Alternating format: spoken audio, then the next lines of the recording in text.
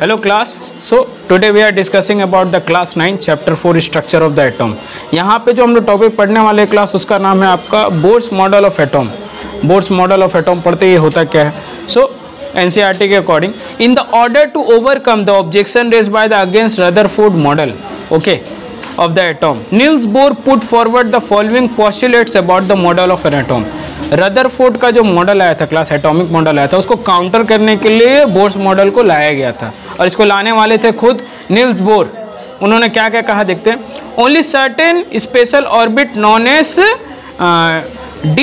Discrete orbits of electrons are allowed inside the atom.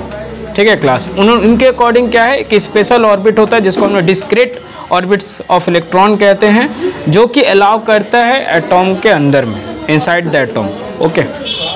So while revolving the discrete orbit the electrons do not radiate energy. जब क्या है class ये revolve करता है discrete orbits में, किसकी बात कर रहे हैं, इलेक्ट्रॉन्स का, तब वो क्या होता है एनर्जी को रेडिएट नहीं करता है class. They are do not radiate the energy.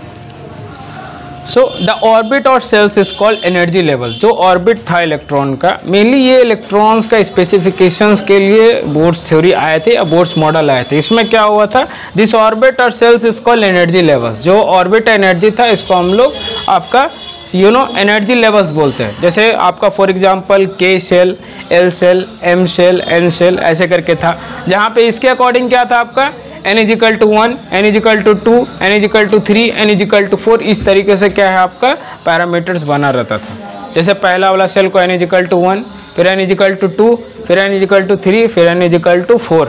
इस तरीके से ये आपका ऑर्बिट बना रहता है. A few energy levels of an atom. ठीक है, ये आपका एनर्जी लेवल्स होता है क्लास आपका एटॉम का, ये आप समझ लें बस. That is very easy of the Bohr's model of an atom. Thank you.